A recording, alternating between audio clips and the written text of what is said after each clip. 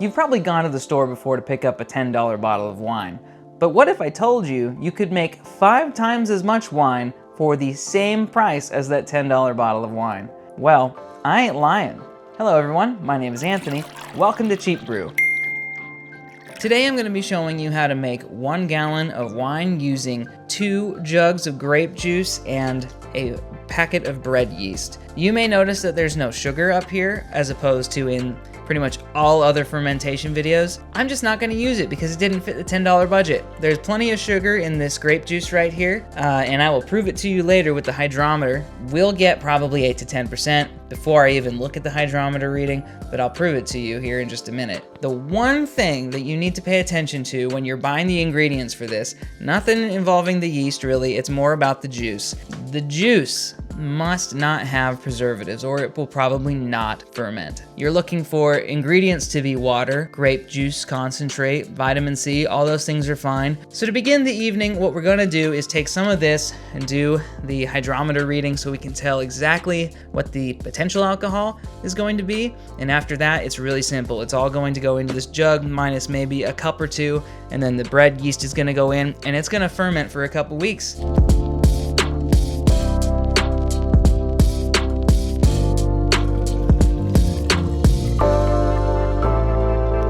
After taking the hydrometer reading, we're left with a specific gravity of 1.070, which is roughly 9% alcohol by volume. We'll see how it ferments out, but what I've gone ahead and done is combined both jugs into our 1 gallon fermentation jar and added our bread yeast, and the only thing left to do is give it a couple minutes of shake, shake, shake. What this does is add in a little bit of oxygen to our wine must, and that is going to help the yeast do their thing, but the other thing that it does is it helps mix in the yeast and all the ingredients. If you were to add some sugar in there, it's not forbidden to add sugar if you want to increase the alcohol content of your finished beverage. But in a 1 gallon batch, I wouldn't add maybe more than a couple of cups. That's enough of that. Now let's talk about fermenting. Fermentation is a process where yeast take sugar and turn it into alcohol. And the process creates a gas called carbon dioxide. Perhaps you've heard of that. It's a greenhouse gas. So if the carbon dioxide does not have a way to escape the bottle, where does it go? It goes out of the bottle when it builds up enough pressure to explode the bottle, and then your wine goes with it. The workaround here is to just twist this cap just a little bit. What you should see is just a bit of movement right there if you press on the side of the jug. That should keep your kitchen alive and your spirits as well. Did I just make a whiskey joke?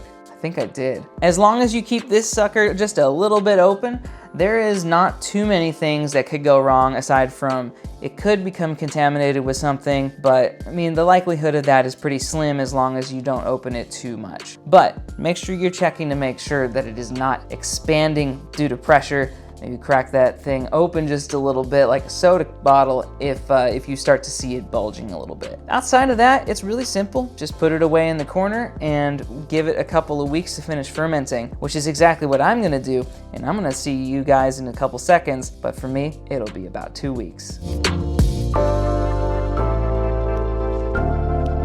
It's been 2 weeks since we pitched our yeast, and we are now done fermenting our $10 grape juice wine.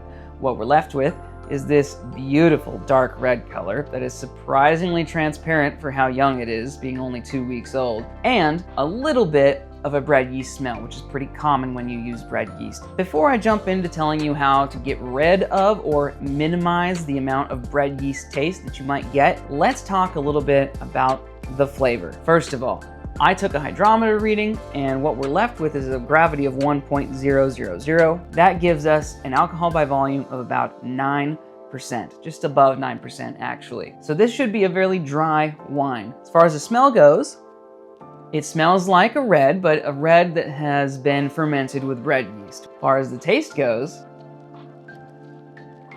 it's a little on the harsh side.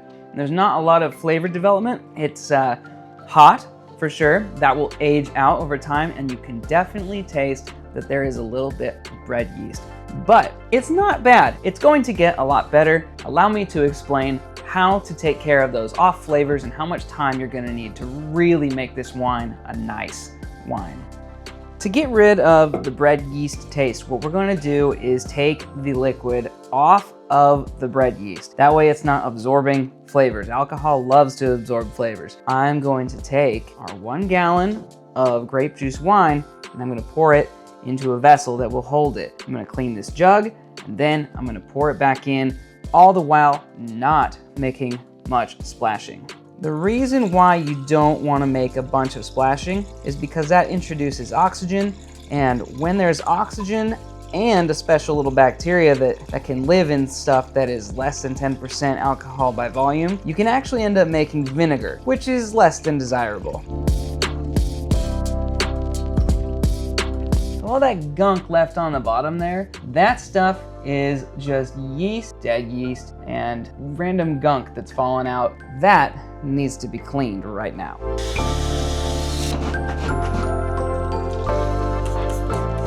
All of the stuff that I'm using has been cleaned and sanitized, minus this little bit that I can't really reach with anything other than a wire brush. You can do this without using sanitizer, but you do need to make sure that things are clean. Now it's time to add this back into here, and we're gonna let it sit for another few months or so. Now we put the cap back on, and once I wipe this down, it's gonna go back underneath the cupboard, still with a little bit of play, because there could still be gases escaping and you still don't want the bottle to explode.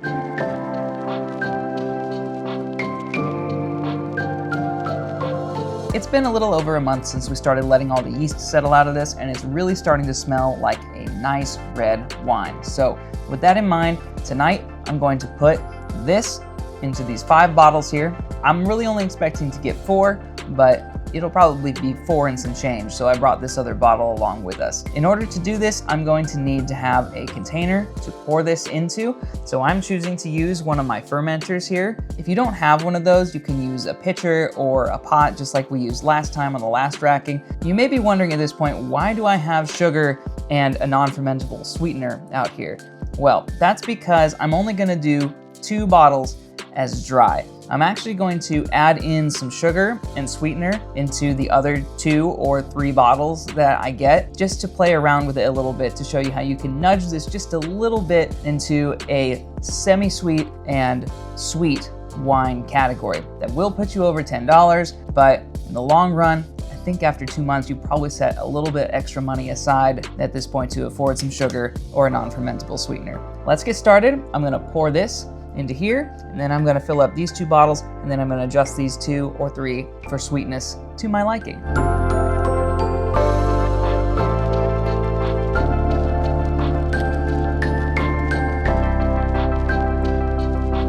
Now that we've got our first bottle of dry wine out of the way, let's take a quick taste test to see what we're dealing with here and how well we've eliminated the yeasty taste. As you can see, it is a beautiful kind of reddish color there. The smell is really good. As I mentioned earlier, it smells like a good red wine. So let's get a little taste sample here. It's pretty clean, all things considered. It is a dry red wine. On the back there might still be just a tiny little bit of a yeasty taste, but it's more of that flavor related to the smell of the bread yeast. But overall, it's really clean visually, so I'm not super worried about it. It's not too hot, doesn't have a big burn to it. It's really, really good for the stuff that we've used to make it. Now, on to the semi-sweet and sweet versions of this product. Let's start this discussion of back sweetening our wine by talking about the 2 different things that you could choose to sweeten this wine with. The first of which is this non-fermentable sugar over here. The benefit to this guy right here, or any other non-fermentable sweetener, is that you will not get yourself a bottle bomb by using this. Sometimes yeast get left behind in the wine. Sugar can cause fermentation to kick up again. So that can cause carbon dioxide buildup inside the bottle, which in excess could cause an explosion, which obviously is messy and bad. We've been talking about that all video. In some cases, this might be appropriate, but I'm gonna play it a little bit more on the risky side, and then I'm gonna back sweeten with a little bit of good old-fashioned cane sugar here. And the way I'm gonna do this is I'm gonna go in at about a 1/4 cup at a time, and then take a little taste sample to see how close to sweet we're actually getting. bit kind of goes a long way. It needs just a touch more, so I'm gonna do maybe 1/8 of a cup or so.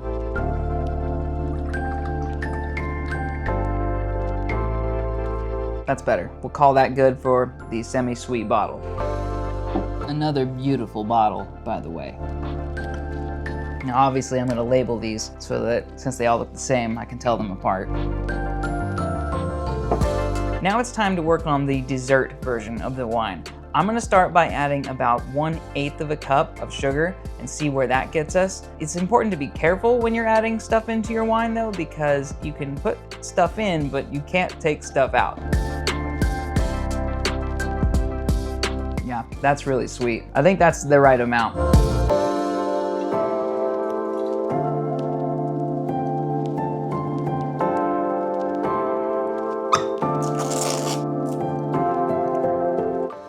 And just like that, we've got 3.5 bottles of $10 grape juice wine, which is a misleading title in itself, considering that each one of these bottles is really about $3. At that price point, this is a pretty reasonable bottle of wine, especially considering it's only 2 months old. This is ready to serve at your dinner party this evening. Whether you like it dry or sweet, like I do, I think your friends could be really impressed by your basic bitch homebrewing skills, basically just fermenting this in a plastic jar from store-bought ingredients. Might I add, bread yeast did a really good job this time. Just proof that if you follow the right technique, you can get a lot of stuff done. If you like this video, make sure to like the video and subscribe, and check back here in about 6 months. What I like to do is check in after we do a little bit of aging of these wines to see how the flavors kind of blend together. I will say that even after 2 months, we're off to a better start with this one than we were for the maple wine that I made, which actually tastes really good. So this ought to be quite the experience. But